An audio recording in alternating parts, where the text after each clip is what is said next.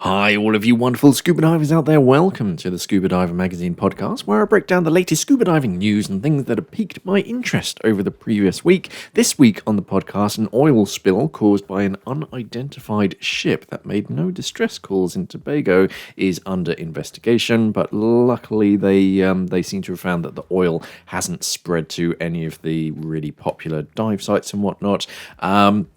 A newly discovered shipwreck in the Black Sea is yet to be identified due to a large amount of ghost gear that needs to be removed first before they can figure it out actually what the shipwreck is. And a spooked shark collides with several scuba divers in the Maldives.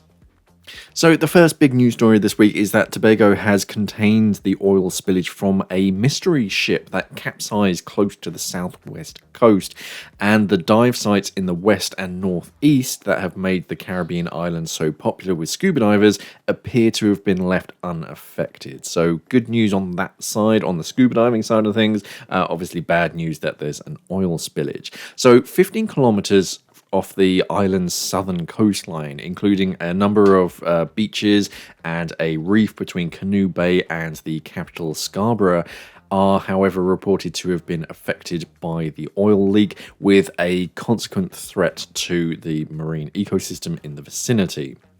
A quote from Philip Robinson, the interim CEO of the Tobago Tourism Agency, said, "Thankfully, none of the popular beaches to the west, such as Store Bay or Pigeon Point, have been affected, and the Bucku Marine Park has been spared. Also unaffected are the major dive sites around the island."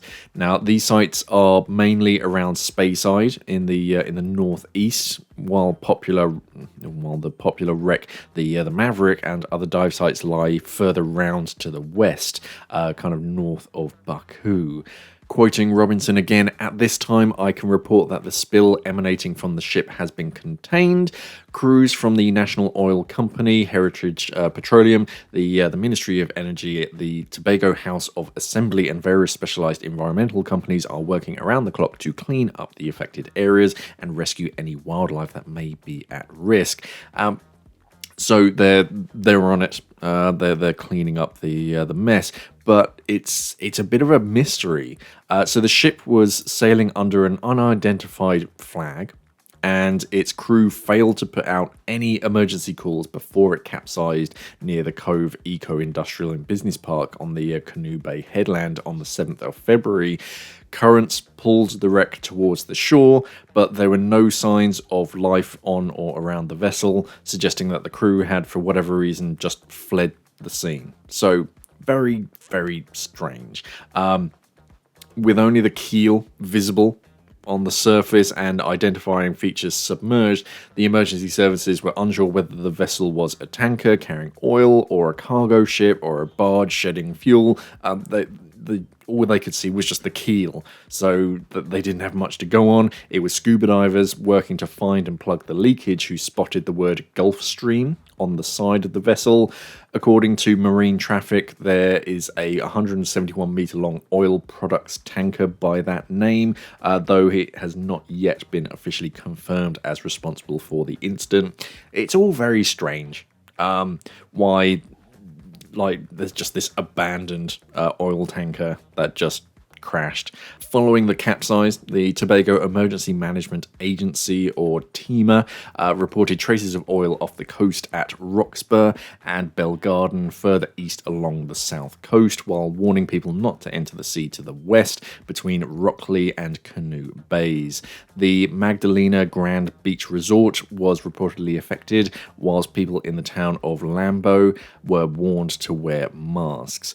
Contamination barriers were extended around the wreck to ensure that shipping could continue to access the port of Scarborough, which is Tobago's capital, where a cruise ship has since been able to dock. Around 1,000 people were said to have been volunteering to assist with clean-up operations. The oil spill has been officially designated a Tier 2 incident, indicating that international assistance would be sought only if local efforts were overwhelmed, and it needed to be upgraded to a Tier 3. So yeah, very odd.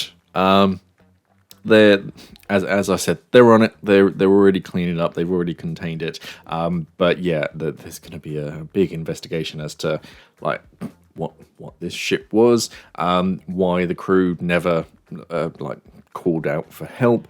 I think this is going to be an interesting story going forwards. Moving over to the Black Sea, a mysterious 100-meter-long steamship wreck has been found at a maximum depth of 55 meters in Turkish waters by members of the Black Sea Divers Sport Club. But to be able to identify or date the vessel, they first need to remove the huge amounts of ghost net that shroud it. Now, the divers have been helping out fishermen from the town of Hoppa in the Artvin province in the southeastern part of the Black Sea.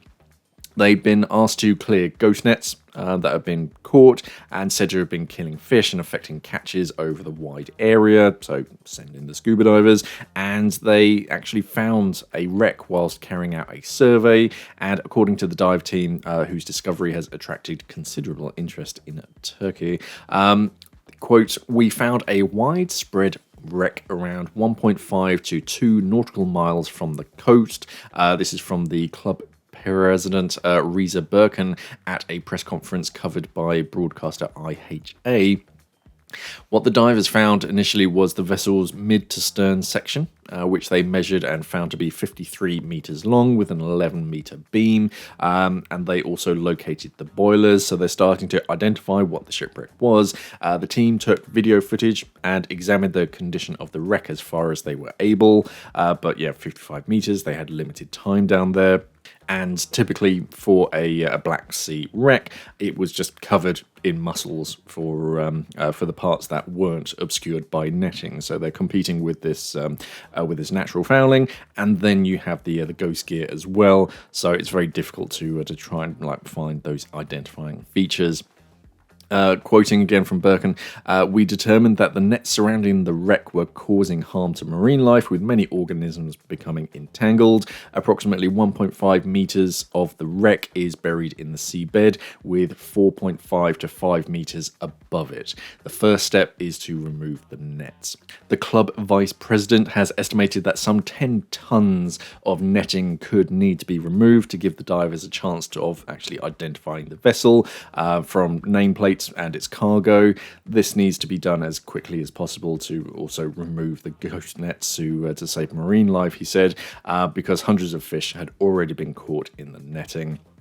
And the mayor of the nearby coastal city of Rize had offered to help in arranging the ghost net clearance operations. That's pretty cool, and it's nice to see the fishermen are calling the scuba divers to remove the ghost net. Ideally, there wouldn't be ghost nets there in the first place, but it's obviously affecting their fish stock, and they're aware of it. So the more information that the ghost net divers can get, but of course it takes a lot of time and a lot of expertise to be able to survey the wreck, to be able to remove it safely, and then what do you do with the net? Luckily, the local mayor is helping out with that. In some slightly warmer waters, just weeks after a US scuba diver was badly injured by a boat propeller at a dive site close to the Maldives, guests from another liveaboard have had a frightening encounter with a spinner shark at a nearby dive site.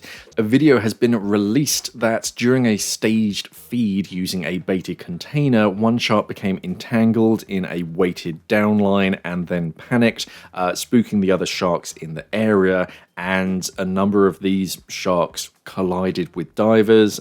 Guests on the liveaboard, I think it's the Mina 2, many of whom were in mid-water hovering at the time.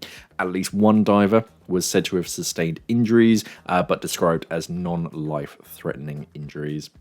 Spinner sharks, which are pretty similar to black tips, if you can picture a black tip, and they're less than 3 meters long. They're very if you picture a shark in your mind, it's probably going to be something looking similar to a spinner.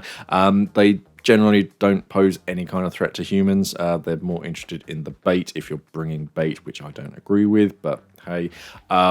They are noted for their excitement in the presence of food. So yeah, if you bring down a bait ball, a bait box, then yeah, they're gonna turn up. The dive site itself lies just outside of the harbour on the artificial side of Hulhumale,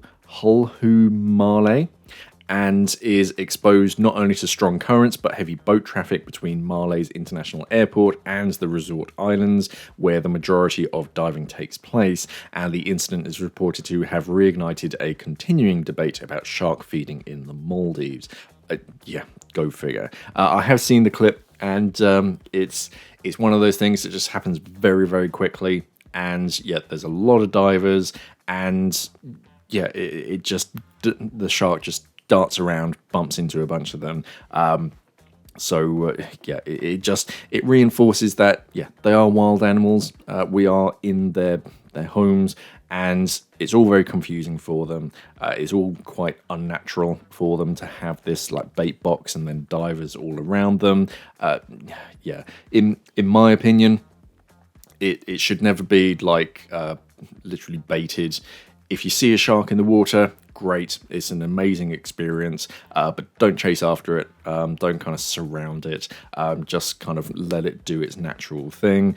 And if the shark swims off, it swims off, but just remember they can move a lot faster than you can, and if they're going to get in some kind of entanglement, then they're probably going to act quite erratically. So it is best just to give them as much space as possible. Otherwise, looking at new dive equipment, Aqualung announced a new mask, their Reveal Ultra Fit. So this continues their Reveal range of masks, and Ultra Fit is quite an apt name because it comes in 3 different sizes. It's a twin lens mask, so a pretty standard twin lens mask, but the actual silicone skirt comes in 3 different sizes, 5 different colors. There's like a black, red, the yellow is like day glow yellow with a white with a what would you call it, like gunmetal grey skirt, which I quite like. It's I'm not usually into like day glow yellow kind of stuff. I'm more orange, but this one works. They have orange and white, which comes with a clear skirt. They're petrol blue, which is very nice, and then a blue with a clear skirt. And so if you struggle to find a mask that typically fits you, then you have like a small, medium, and large size. And that just allows better flexibility for your dive center to just like, let's just try this one. If that one doesn't quite fit, try the small or try the large, and vice versa. So you can find one that fits properly. Another one of its party tricks is that you can remove the glass lenses in it and you can replace them. They haven't mentioned it yet. They only say there's a special included tool which looks just like an Allen key with a like a bottle opener attached on it. It seems that that's all you really need is an Allen key just to undo a couple of bolts, and then you can pop the lenses out. Now they don't actually mention like prescription lenses, but that's really the only reason why you would need to, well, tell a lie, that's not the only reason. It's quite handy to be able to clean it, especially if you work as a diver, because your mask, it gets pretty nasty, especially where the silicone seal meets the glass. In a like pool environment, the mold loves it because it's warm, it's humid. So you tend to get that mold growth around your lenses. So it's good to be able to disassemble the mask, to be able to clean it thoroughly. For longevity, as far as a mask goes, that's quite a nice feature to be able to have. But otherwise, it really is limited to like fitting prescription lenses, which they haven't mentioned. So I'm not really sure which direction they're going with that. It's not unusual for brands to release a mask that does this and then say, oh yeah, and by the way, we can fit prescription lenses. The fact that they haven't mentioned it, don't know. We might see prescription lenses in the future. It'll be smart of them to release, because it is quite a popular market, prescription lenses in dive masks, because otherwise you're fairly limited as far as what your mask choices are, and this would just like round out all of the edges for the Ultra Fit. So that would be quite interesting, and they released a video with it. The buckles as well, I haven't mentioned. So it comes with a standard silicone mask strap. I mean, I say standard, it's Aqualung, so it is quite fancy in itself. But the buckles, It's a framed mask, but the buckles are attached on this on the side of dive watches on the strap itself. You get those little waves. It's kind of like that. That's how the buckles are attached to the mask frame. So there's a bit of flexibility in it but it's still like attached to the frame. And yeah, of course you can fit one of their can't remember what they call it. Scuba Pro call it a comfort strap, but it's it's like the ski goggle elastic fabric straps that can just attach onto it. So yeah, I'll be excited to try one of them out. Otherwise, I think that was all. I had a quick snoop around. If you remember last week, there was a brand called Blackbirds that had basically photocopied ex-deep diving products because they wouldn't ship into Russia. There wasn't much of a song and dance, but I remember there was a bit of a hoo-ha about them announcing they're going to be at the Russian dive show. I've had a look around, couldn't see any kind of pictures or video of any of their equipment because all the only pictures were just clearly quite badly photoshopped. They just like scrubbed out the X-Deep logo and just put their own logo over the top of their images. But no, I haven't been able to see. I had a good look around. There might be some somewhere, but I don't speak or type Russian, so it's quite hard to search. But hey, if anyone does have any experience or images, just send them over. I'll be quite interested to take a look. But yeah, that's about it as far as dive equipment goes. So let's dive into some Ask Mark questions. Bill Brereton? Bill Brereton 2757 says, "Hi Mark, what's the thinking on deep stops, please? Are they a good idea, or does it just extend on gassing time?" Yeah, in a lot of cases. So deep stops, they're a bit different from deco stops, and I think the general consensus is that they're not like the done thing anymore. It's kind of old-fashioned, and yeah, as you say, in a lot of dive profiles, they actually increase the amount of nitrogen and other gases that you're absorbing into your tissues because you're still at depth, so you're still technically on-gassing. So yeah, they can actually be a bit more detrimental, so a lot of divers don't do them. I think there are some dive profiles where they can be beneficial, but I believe it's been a long time since I looked into it, that it has to be quite deep and quite long so that you are literally fully saturated, so that you can't on-gas anymore for them to be beneficial. But the studies are basically quite inconclusive over their benefits. So I think most of the dive medical professionals are basically saying, no, we don't really recommend these. There can be an instance where they are beneficial, but for most divers, no, they're not beneficial. That's where I believe the general consensus is at the moment. Anirudh H. Padar, I'm going to say, 4413 says, "Hey Mark, I'm looking to buy a new dive computer as I'm getting into technical diving this year." Outstanding. I've been looking at reviews of the Garmin Mark 3i and the Perdix 2 Ti, but cannot make up my mind. I usually end up diving only 2 or 3 times a year, but for 10 to 15 days at a stretch. Would love to hear your views on which one makes most sense as a tech diver, assuming no budget constraints, purely functional comparison. I mean, the Perdix and the new version of the Perdix 2 is probably going to be the standout technical diving computer. Shearwater is widely considered one of, if not the best technical diving computer brands out there, and their equipment is I'm trying to think the best way to explain it.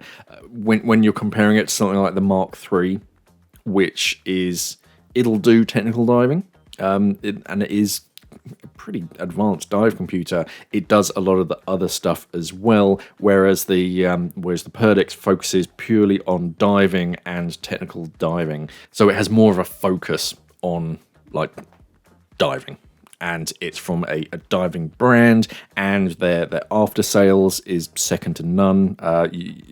you spend any time looking at dive forums talking about Shearwater and looking after their customers, and yeah, you'll see so many stories of I sent my my Terrakin because it I don't know, one of the sensors failed, and they replaced the sensor, they replaced the screen because it has a tiny scratch on it. They replaced this, and they did all of this free of charge and just sent it back to me. Or like this, the I don't know, something failed, and they replaced the entire thing. Shearwater are just standalone as far as they're more focused on looking after their customers than making profits. It's just they have an awesome ethos, and of course they're Canadian. If you're in the market for a wrist size, or sorry, a watch sized smart watch that you do wear day to day as well as diving, yeah, the Mark IIIi would be a nice choice. It's got a lot of very clever features on it, but if you just want a dive computer that's purely going to look after your technical and recreational diving, then I'd go towards the Shearwater. I've always been a fan of the Perdix range and the nice big screen, so it's really nice and easy to understand. Either way, you're going to win, basically, but I would lean a bit more towards the Shearwater, unless you want something that you can wear day to day and do all of your like heart rate and fitness and all that kind of stuff. Then it will be more down to the Garmin. But yeah, as I said, either way, you're winning. Maurice Black 7536 says, "Hi Mark, if price was not so super high, would you use the Atomic BC2? I'm currently looking at a new BCD and considering the Aqualung Dimension, the Apex Exotech. However, the X-Deep Zen Deluxe and the Atomic BC2 are also scratching at the back of my mind. Just a full face mask diver that dives in the Netherlands and of course on holidays in Egypt, Philippines, Taiwan. Thanks in advance. Wishing you an amazing day." Oh, thank you. Wishing you an amazing day also. Would I dive the Atomic BC2? Yeah. It's very atomic in that every single individual component is premium. And it's nice that it has that like, is it PVD coating? No, PSD, public service diving, kind of coating on all of the external fabric so that water and contaminants can't penetrate in. As soon as you get out after the dive, the BCD is basically completely dry. It does make it a little bit heavier. So if weight is an issue, then it gets a little bit annoying, but you just pack fewer clothes in your kit bag. I would be very happy diving with it. That cam band is really nice. It's like snowboard boot bindings or something. So it's very quick. Just pull it and then just slam it shut. Whereas with a traditional cam band, you kind of have to unthread it and loosen it and then try it. No, that's a bit loose. Tighten it a bit more. No, that's too tight. And no, you have to adjust it. Whereas this is more like a ratchet strap. So it's clunk, clunk, done. Yeah, it is expensive. So I would be worried about like bumping into stuff.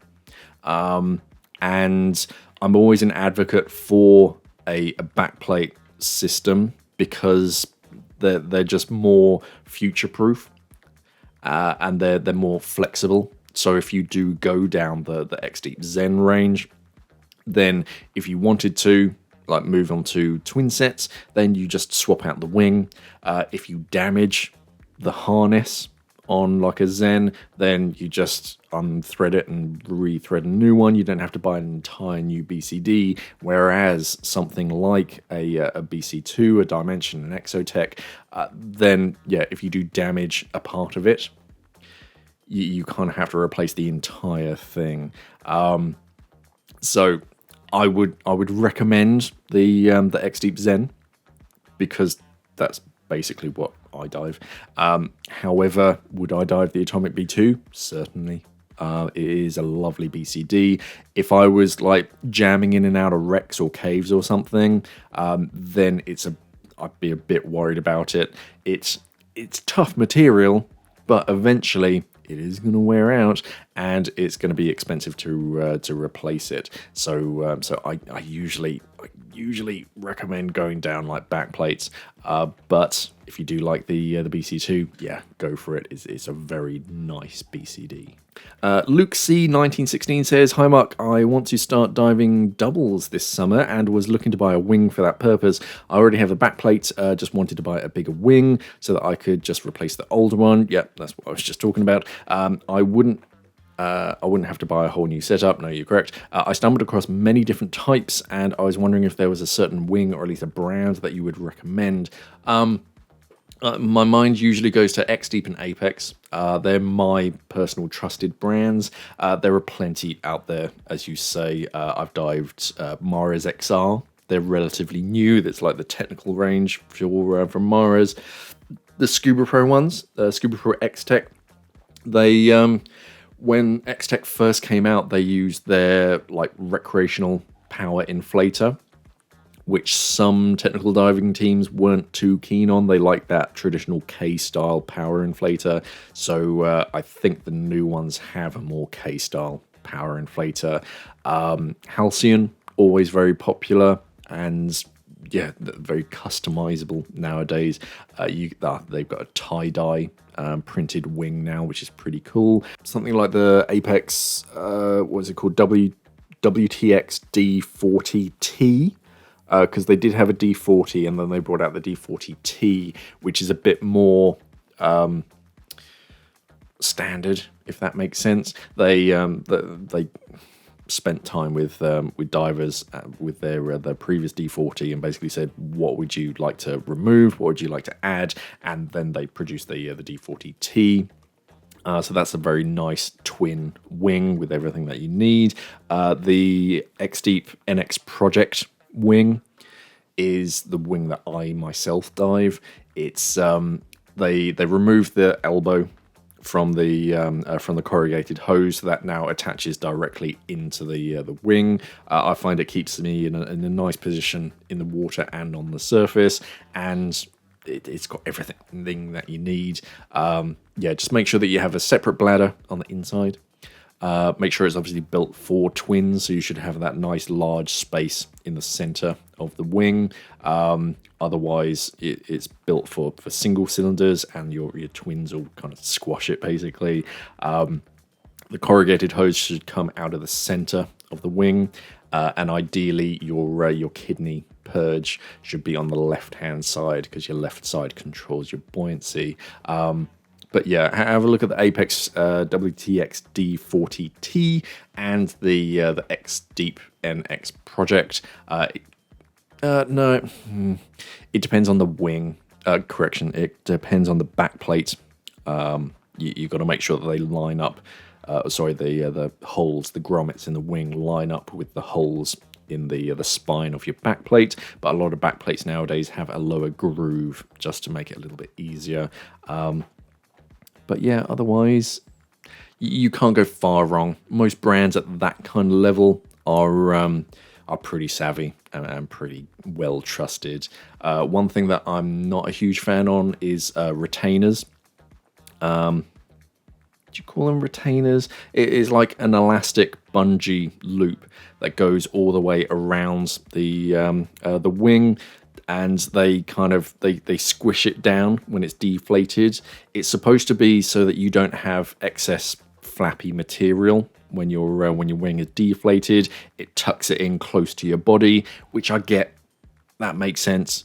However, when it is inflated, and if you do get a puncture, then yeah, that elastic bungee is going to squeeze any buoyancy that you have out of that wing. So yeah, I'm not a huge fan of that in an emergency. You may need a redundant bladder. If you dive a dry suit, that's kind of a redundant buoyancy system. Otherwise, you can get redundant bladder wings, which just have a second inflator. Depends on your training agency and the type of diving that you're doing. But for most of my twin set dives, I'm in my dry suit. So yeah, I just use my dry suit to control my buoyancy as a redundant backup, so I don't need one.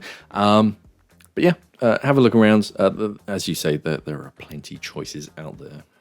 Ironuts Parashiv 28 says, "Hi Mark, I have a multi-part question. Awesome. Regarding a long hose setup. I have a set of atomic regulators, very nice, an M1 for my primary, very nice second stage, and a Z2 octo configured in a traditional setup. Questions are, number one, when I switch to a long hose, do I need to put the Z2 octo? It's not full yellow, but it does have yellow tints on it, and it always stays on a black hose. They're both similar in terms of breathing, but I'd rather have my M1 primary on it. And two, should I go for a traditional rubber hose or braided? I also consider the MyFlex XT Tech hose for the long hose. I'm mostly concerned about float lines and, floatiness and scratchy feeling with the braided hose. So one, no, you can put whatever second stage you want in your primary, and yeah, I'd put the M1, your primary, on your long hose because that's the one that you're going to be breathing from, and then the Z2 in a necklace on a short hose around my neck, so that you swap to that. Just if another diver, you need to donate gas to an out-of-air diver. There is a benefit to that because the Z2 Octo is probably going to be set up just an incy bit stiffer, so it's a little bit harder to less likely for it to free flow. So yeah, it doesn't matter. They're your regulators, so you do whatever you want. Personally, I'd put that M1 on the long hose and the Z2 on the short hose. And as far as rubber or braided hoses, can't go far wrong with rubber hoses. They've worked for decades. They're very tried and trusted. And as far as buoyancy of a long hose, yeah, they stay where you put them. With a braided hose, I have dived with 2.1 meter long braided hoses, and when they're away from you, when they're not tucked in under anything, yes, they are buoyant, so they will float up away from you. But as long as you have some kind of retainer on your hip, that usually holds them in place.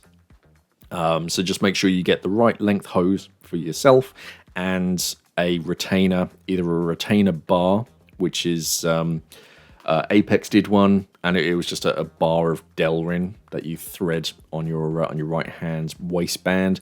A lot of divers use the battery. If they're using a umbilical torch or powered heating, you have the battery on your hip, or you have a drop-down dive knife on your hip. Tuck the hose underneath that before it goes up and around your neck, and that'll hold it in place so it doesn't float away. XT Tech is a good compromise, because one, yeah, they're not scratchy. So if you are just diving somewhere warm and you don't have any kind of neoprene covering your neck, yeah, those braided hoses can get a bit abrasive. I'm not a huge fan of them if I'm traveling. They're okay. You do kind of get used to it, but it does kind of bug you from time to time. XT Tech, yeah, is a nice, because they have I can't remember, I think it's polyurethane coating. So it's softer. You don't get the same color choices, which is a bit of a shame. I like a splash of color when it comes to the hoses. However, yeah, for the sake of comfort and buoyancy, XT Tech is a good compromise. So I usually rank them rubber, XT Tech, and then the standard MeFlex hose. But yeah, whichever one is up to you. And yeah, you can put your whichever second stage wherever you like. Jim Davidson, 128, says, I'm traveling to Koh Tao in the summer looking at buying a travel wing by the British company AP Valves. Yeah, I've not heard them mentioned by you before. Would you recommend this wing? Yeah, I love AP Valves. I actually did my commercial diving course in a AP Valves BCD. You don't hear much about them because... Struth, a few years ago now, they kind of went direct to customers and pulled themselves out of dive centers. So you didn't see their branding as much just all around. It was only people who went specifically to AP Valves for AP Valves, which Yeah, I don't know. I feel it was a little bit too early. A lot of brands nowadays are direct to customers nowadays, which is quite detrimental for dive centers because it used to be if you wanted to buy whatever it was from this brand, you'd have to go to a local dealer. Now, with the internet and everything, you can just go directly to the dealer. You don't tend to get as much like discount and stuff for, direct, but of course the markup for the individual brand is much better because you're cutting out the middleman. But as far as the brand, yeah, tough as nails. You look at any BZAC club and you'll see these BCDs that have lasted for years, many dives. They do discolor. You'll see a lot of them are brown now, but you'll get a lot of use out of it. The travel wing, yeah, from memory, it's a wing style travel wing, stripped down, so fewer fancy bells and whistles, but it'll serve you perfectly fine. Lighter material, so it'll be a little bit more fragile, but as long as you're not like brushing up against anything too sharp like shipwrecks in the reef, it should last for a long time. They are a good, trustworthy brand, and they've been going since through the 70s, I think. They know what they're doing, but I don't think I mentioned that much because they don't change very much. It's a bit like Poseidon.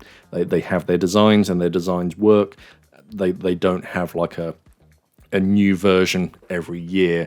They just kind of stick to what they know, and it is these tried and trusted designs. They are a trustworthy brand.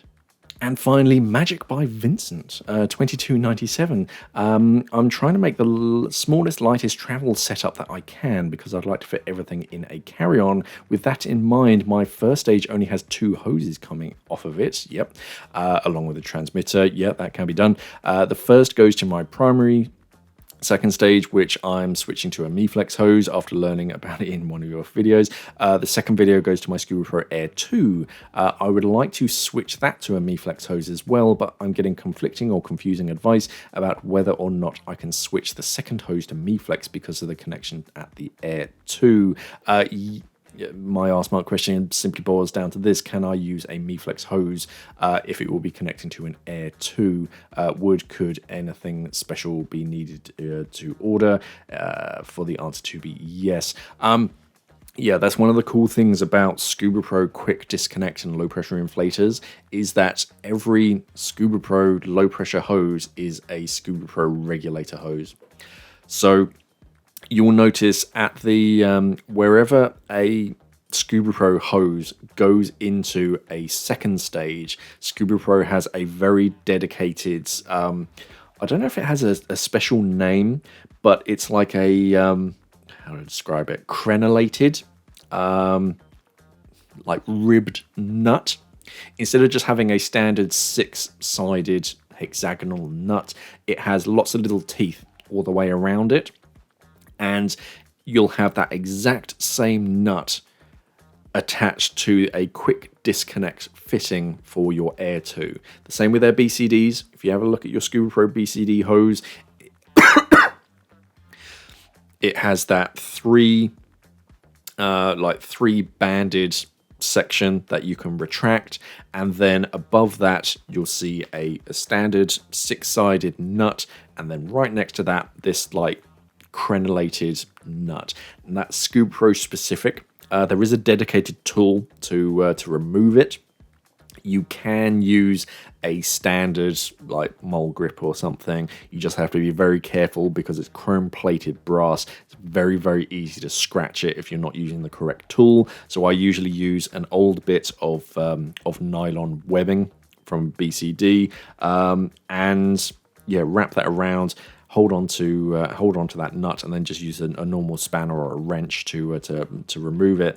And you can remove that quick disconnect fitting, and that's a standard 9/16 inch thread, which is a standard regulator second stage thread, and you can attach it onto any regulator hose. The Scuba Pro technician who came up with that is a genius. Otherwise, you literally have to just get a standard DIN quick disconnect fitting. And of course, that won't work with an Air 2. You need the airflow to be able to breathe from it, because it's effectively your alternate.